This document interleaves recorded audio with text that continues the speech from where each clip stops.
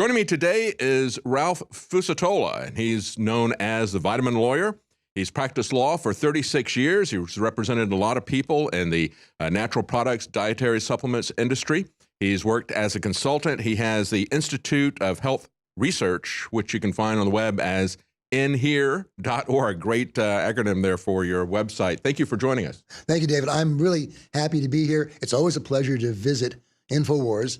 I'm here maybe every 6 months, and it is a beehive of activity and of freedom fighting, for sure. Well, thank you. That's what we want to talk about today. We want to talk about health issues and where they meet liberty and freedom. Exactly. Because in the news today, we've got, of course, Obamacare and the government taking over our health care. We also have the Charlie Gard issue, which is another issue of the government's control over life. And today we had in the District of Columbia a passing in that local jurisdiction of assisted suicide, which again is a slippery slope towards euthanasia that will eventually become something that death panels enact when we turn over our health care in total to the government. And that's the path on which we're headed right now. And where is informed consent in that path? Where is the universal right to control your own life and your own health? That's right. It seems to be disappearing rapidly. Mm-hmm. You know? It is disappearing rapidly. And in this article, you've got Privatizing Tyranny, Liberty and the Crony Corporate State. You start talking about California and their mandatory vaccine law, where they said, if you're not going to use our vaccination schedule, get all the vaccines that we tell you in the time frame in which we tell you, then you're not going to be allowed to use our government schools. To one extent, that's kind of a good thing. That's maybe an unintended benefit for people not to have their kids in the government propaganda re-education centers, but they're going to use that to withhold health care. We know that's going to be the case. Exactly. And you know, California, Governor Jerry Brown shirt. Used to be Governor Moonbeam back in his first incarnation as governor, but now the velvet glove is off, the iron fist is shown. And what does he say to people? He says, your California state constitution guarantees to each child a so-called free public education. And international law guarantees to every human being the right of informed consent. And we have a right and a privilege that are clashing. Mm-hmm. And what they're trying to do is offer people what is called in our jurisprudence an unconstitutional choice or an unconstitutional condition, where they condition a government benefit on the surrender of a right. That's illegal. The courts in our country have ruled that illegal over and over again. Mm-hmm. And so I believe that California's SB 277 is quite unlawful, and it will eventually be overturned by courts or by public opinion. And I think when we look at this law in California, forcing people to take vaccines, and then combine that with what's happening with Charlie Gard in the UK, where they are withholding treatment from him, the bottom line is that they see you as their possessions, okay, as their cattle, if you will. Exactly. And they will put into you what they wish, and they will withhold from you what they wish. And of course, that spectrum goes through the FDA and through the DEAs, both drug prohibition, and it's also the FDA, because when we look at Charlie Gard and we have this offer of free or an offer of medical care for this experimental treatment, and perhaps they had to pay for it, but they have a large fund that they have crowdsourced there. But nevertheless, when they wanted to extend that offer, they said, we're going to have to get the FDA's approval. And yet this is a terminal patient. Talk about that. Indeed. Well, unfortunately, there is some case law from 20 or 25 years ago in the Laetrile cases where terminally ill people went to court and said, your medicine says we're terminally ill and nothing that doctors can do will save us. So why are you trying to stop us from using natural alternatives? Mm-hmm. And the courts held that even though people had no expectation of survival, nonetheless, the government's interest in maintaining its control over the health system was sufficient that the individual should not be allowed to have access, in this case, to a natural form of chemotherapy, Laetrile or vitamin B17, as it's sometimes called. So we have some bad laws on the books. We have some good laws too. Mm-hmm. Just as recently as 2013, in the case of McNeely versus Missouri, the Supreme Court said in a case about sticking a needle into someone's arm, they said, we have never retreated from our position that you have a privacy interest in preventing an agent of the government from piercing the skin. And of course, in that case, McNeely refused to consent to an alcohol blood test. Yes, yes. Well, And they this have is that all the another time case. here in Texas. Right. They're not enforcing that law here in Texas. They have mandatory blood draws at their drunk driving stops. Not without informed consent. Yeah.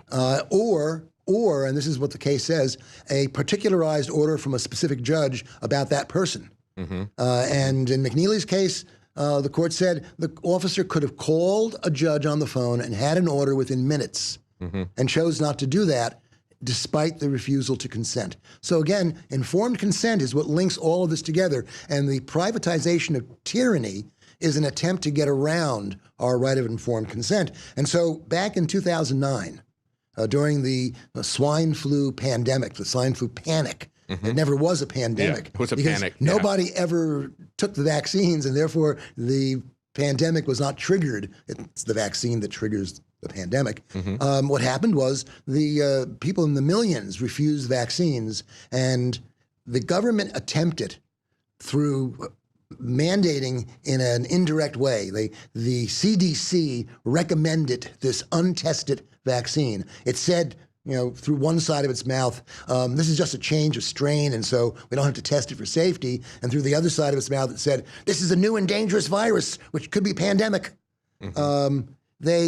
They instead, they attempted to get the nursing colleges, the hospitals, the schools, lots of private institutions and lots of local government institutions to impose the mandates for them.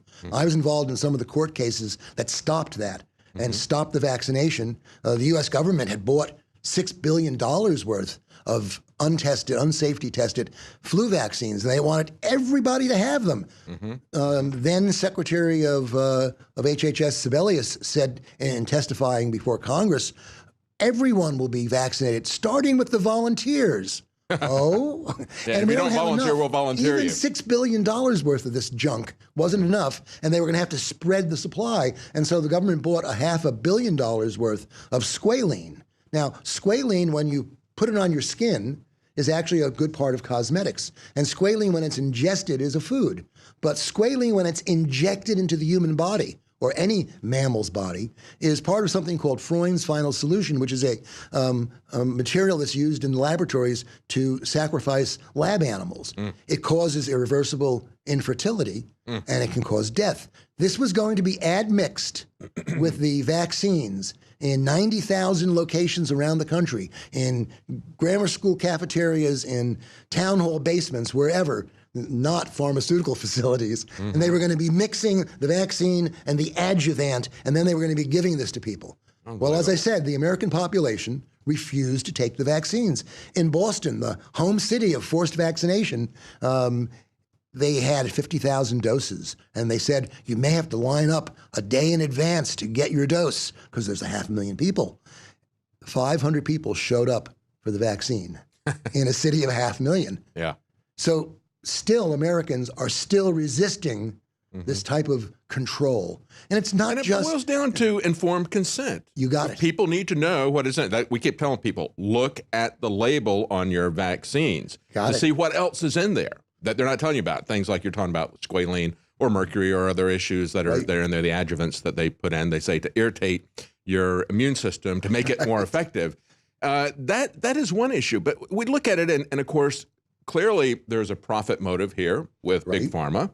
There is a control motivation with the government. Right. And then, of course, now we've got the insurance companies involved now with Obamacare. Just a couple of days ago, we had an op-ed piece from Rand Paul saying that the health care bill is a giant bailout super fund for insurance companies. He said, we're not going to have taxpayer money subsidizing this $15 billion industry. And if they're making $15 billion out of this, will they kill you for that? You bet they will kill you for that. People have killed for far less than that. It's called the Liverpool pathway. The insurance industry and the hospitals have managed the passing of the greatest generation. At one point, a couple of years ago, there were several hundred World War II vets dying every week. And it was the same pathway. And it was mediated through privatized tyranny. And what happened is you would be told, my father, one of my uncles, the family was told, there's nothing more we can do. Do you want to ship your loved one to a hospice, or do you want in-home hospice? And everyone chooses in-home hospice, and the hospital bed is brought in, the patient is brought in, the nurse comes in and says, if you think your loved one is uncomfortable, let me know and I'll give him a morphine patch immediately. But if he can eat, that's okay. Well, once you get the morphine patch, you don't eat, and you're dead within 36 hours. Wow. And it's managing death. Yeah. And it's not being done by formal death committees, which is what we all feared from Obamacare. No, it's being done because they've privatized the system, if you will. Yes. They've done it in so many ways. Censorship, a whole different subject. Censorship of our speech. What InfoWars is all about stopping, that is now being privatized through institutions like Facebook and Google. These are ostensibly private companies, but in reality, they're not private companies. They are creatures of the state. They are creatures of the elite that runs the state. And if a baker or a photographer can be forced to go against conscience and work for people they don't want to work for, well, why can't Google and Facebook be forced to allow us to speak freely? We've all suffered from the unappealable decisions by you have an alternative Facebook, with a different PayPal. baker or photographer, but you don't have a different Google. They have pretty much a monopoly that they've made sure that they've got. And what they tell you, and I've gone through this with a number of these institutions, including PayPal and others, they tell you is we have proprietary criteria, which we can't reveal to you. So now it's secret censorship on top of the rest. But it's proprietary. They're a private company. But they're not. They're not private persons. And they need to be treated as state actors, which is what they are. Yeah. We got just a little bit of time left here. And I want to talk about what's structurally wrong with Obamacare, because we've had the repeal and replace. It's a complicated process to say we're going to get rid of this and we're going to come up with some replacement. And of course, the replacements that have been offered don't really have anything to do with changing the infrastructure of control that Obama put in, okay? They're just rearranging the deck chairs on the Titanic. As it sinks rapidly. Yes, yes. But when we look at repeal, and now we're told that we've already had 3 senators who have said they're not going to vote for repeal, we've had a lot of Republicans selling this and saying, don't worry, we'll have Tom Price, who's now the Secretary of Health and Human Services, don't worry, he's going to fix what's wrong with this because he's a good guy. Well, the next person who comes along with a Democrat administration is going to unfix all that because we've got a health czar in Washington controlling our individual health, telling us and forcing us to buy insurance policies from these insurance companies. I think one of the key things about this, it was a real eye-opener, I think, for people, should have been at least.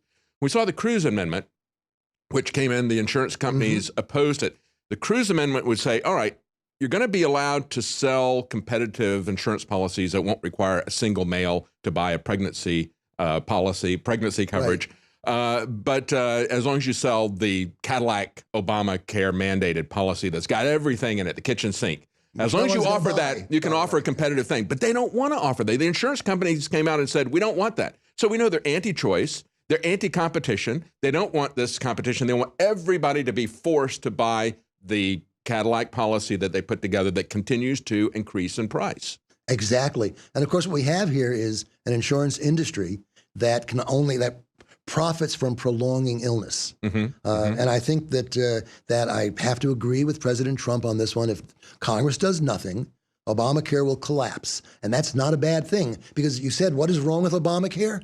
Number one, there's not a single word in the Constitution about the federal government controlling health care. Yeah. Just as number one. I mean, the mere fact that that's an unconstitutional action on the part of the government.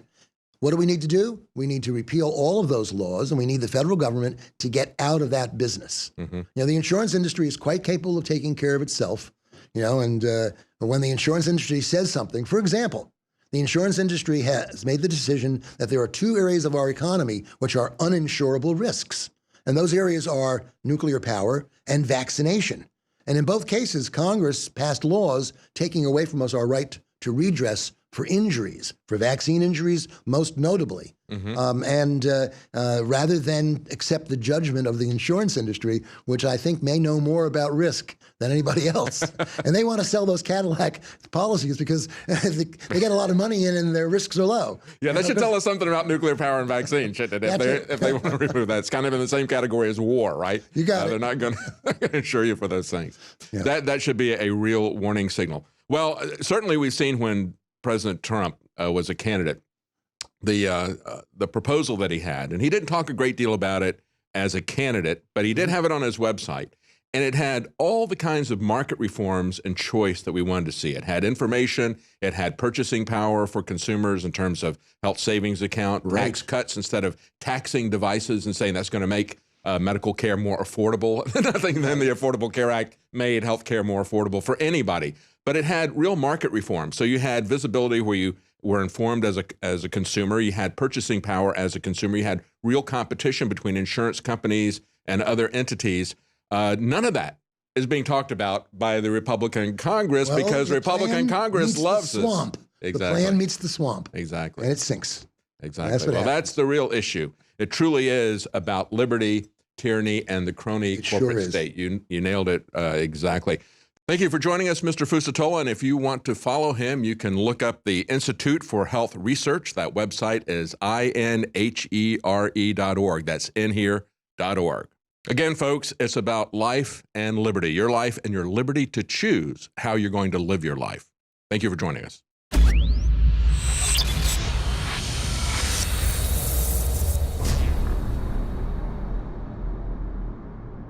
As most of you already know, I am a voracious consumer of news and information.